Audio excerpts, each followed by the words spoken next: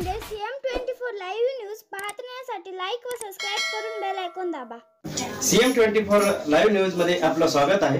पाहूया आजच्या काही ठळक घडामोडी। नमस्कार, आपण पाहतात सामान्य जनतेचा आवाज नांदेड CM न्यूज। आज आपण नांदेड परिसरातील ITI भागामध्ये आहोत आणि या ठिकाणी आज वृक्षारोपण करण्यात आलं, त्यानिमित्त या ठिकाणी आपण चर्चा करू। तर काय सांगणार आजच्या कार्यक्रमाविषयी? नांदेड वाघाळा शहर नगरपालिका वृक्षमित्र फाउंडेशन या अंतर्गत हरित नांदेड अभियानाअंतर्गत शासकीय औद्योगिक प्रशिक्षण संस्थेमध्ये 100 झाडे लावण्याचा कार्यक्रम घेण्यात आला। मी या छान उपक्रमासाठी महानगरपालिकेचे व वृक्षमित्र फाउंडेशनचे खूप खूप धन्यवाद देतो की भविष्यामध्ये आपल्याला पर्यावरणपूरक असे वातावरण शहरातील वातावरण कमी करणे किंवा इतर हवामान चांगलं राहणे आणि शुद्ध हवा भेटणे या उपक्रमासाठी आजचा कार्यक्रम घेण्यात आला। मी सर्व महानगरपालिका व सर्वांच्या या धन्यवाद। या ठिकाणी आपल्यासोबत वृक्षमित्र मुगटकर सर देखील आपल्यासोबत आहेत, आपण त्यांच्याशी चर्चा करू। सर, आज या ठिकाणी जो आपण वृक्ष लावण्याचा उपक्रम राबवला तर या ठिकाणी सरासरी किती झाडं लावली? नमस्कार, मी वृक्षमित्र संतोष मुगटकर। नांदेड शहरामध्ये 5 जून जागतिक पर्यावरण दिवसा हरित नांदेड अभियान हे 2025 हे आपण सुरू केलेलं आहे। या अंतर्गत 26,000 वृक्षांचं एक नियोजन आपण आणि महानगरपालिकेसोबत मिळून केलेलं आहे।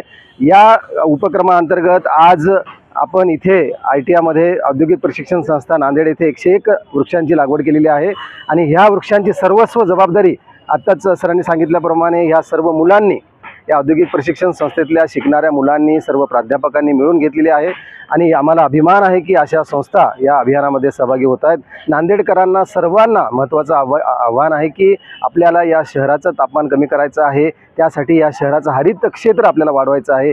त्याच अंतर्गत अनेक जागी आता इथून पुढे वृक्ष लागवड होणार आहे, तर सर्वांनी या अभियानामध्ये सहभाग घ्यावा आणि सर्व जणांना आपण वृक्ष भेट देत आहोत। वृक्ष भेट दिल्या जातील, खड्डे करून दिल्या जातील, फक्त तुम्ही त्याच्या संगोपनाची जबाबदारी घ्या।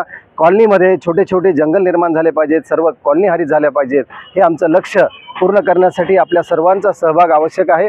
सर्वांनी या अभियानात सहभाग घ्यावा अशी मी विनंती करतो। धन्यवाद। या ठिकाणी आपल्यासोबत RK बिल्डरचे अभिजित रेणापूरकर सर आहेत, आपण त्यांच्याशी देखील चर्चा करणार आहोत। त्यांनी देखील या ठिकाणी सकाळपासून या ठिकाणी वृक्षारोपणाच्या कार्यक्रमासाठी या ठिकाणी आवर्जून हजेरी लावली आणि त्यांनी देखील या ठिकाणी बरेचसे झाडं लावण्यामध्ये या ठिकाणी सहकार्य केलेलं आहे, त्यानिमित्त या ठिकाणी चर्चा करत। अभिजित सर नमस्कार।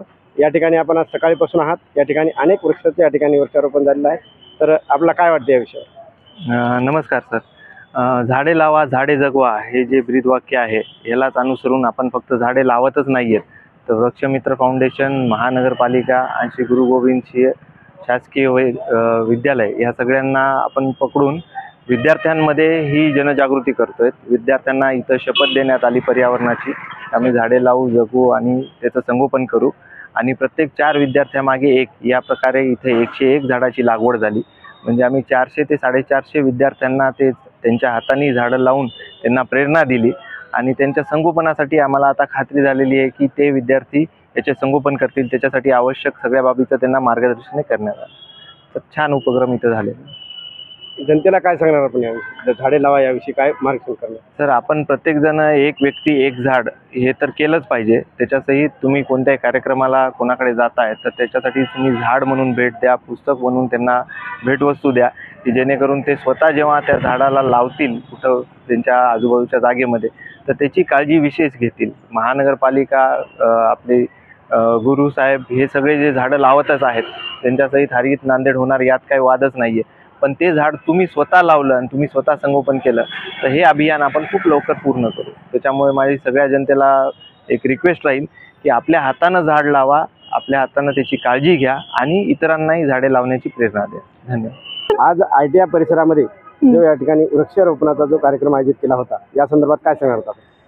आज जो वृक्षारोपणाचा कार्यक्रमच्या आज ITI कॉलेजमध्ये ते घेण्यात आला, तर खरंच आज विद्यार्थ्यांमध्ये एक शिक्षणाचं एज्युकेशन, त्यानिमित्त त्यांना एन्व्हायरमेंटल बद्दलची माहिती म्हणून वृक्षारोपणाचा जो कार्यक्रम आज कॉलेजने घेतलेला आहे, खरंच तिथल्या प्राध्यापकांचे मी मनापासून आभार मानते, कारण अशा कार्यक्रमामध्ये सहभाग घेणं हे खरंच कॉलेजचं फार महत्त्व आहे।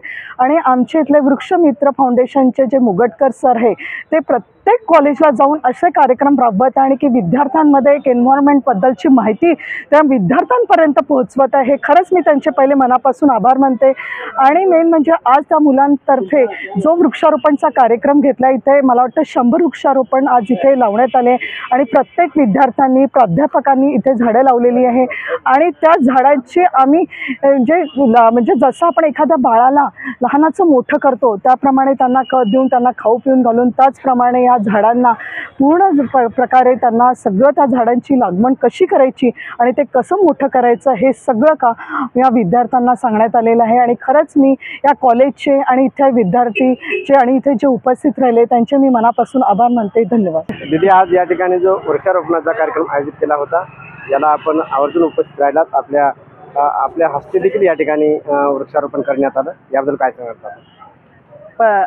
वृक्षमित्र फाउंडेशन आणि ITI कॉलेज यांनी आज जो कार्यक्रम आयोजित केला त्या कार्यक्रमामध्ये विद्यार्थ्यांना पर्यावरण जागृती पण करून देण्यात आली की आज का वृक्षाची आवश्यकता आहे. आज ऑक्सिजनसाठी आवश्यकता आहे, तर आपल्याला स्टडीसाठी सुद्धा एक शांतता हवी आहे, त्याच्यासाठी सुद्धा आहे. आणि पर्यावरणाच्या सानिध्यामध्ये राहिल्यानंतर आज आपल्या मनाला कशी शांती मिळाली जाते याचं सुद्धा मार्गदर्शन आज या कॉलेजमध्ये विद्यार्थ्यांना करण्यात आलं. विद्यार्थ्यांना फक्त शिक्षणच नाही परंतु शिक्षणाबरोबर बाकी सर्वांगीण विकाससुद्धा या ठिकाणी सामाजिक क्षेत्रामधला सुद्धा करवला जात असतो. कशा प्रकारे आपण ह्या धरती मातेचं देणं आहे किंवा आपण ज्या शहरामध्ये राहतो त्या शहराचे सुद्धा आपण ऋणी आहोत, या पर्यावरणाचे ऋणी आहोत, या भूमीचे ऋणी आहोत, याचं मुलांना एक जागरूकता देण्याचं कार्य आज ह्या कॉलेजनं केलेलं आहे.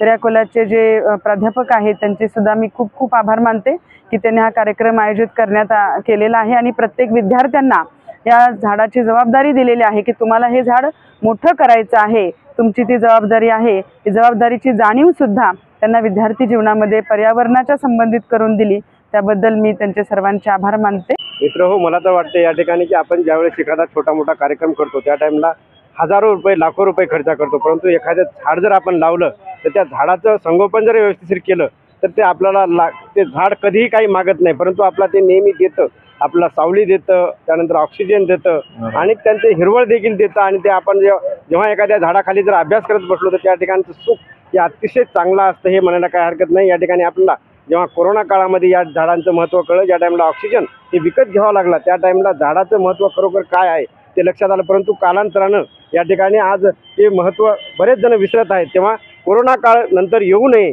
याकरता देखील आपण या झाडं लावण्याकडे लक्ष घ्यायला पाहिजे. आपण कार्यक्रम असेल, छोटा मोठा एखादा वाढदिवसामध्ये भेट जरी देत असेल तर आपण ते झाड जर त्यांना दिलं ते झाड नक्कीच त्यांनी कुठेतरी लावणार आणि ते झाड उगवणार आणि त्याच्यापासून आपल्याला नक्कीच फायदा होईल. या ठिकाणी अशा प्रकारे वृक्षारोपण करण्यात आलं. CM न्यूजसाठी संजय कुमारजी गायकवाड. धन्यवाद.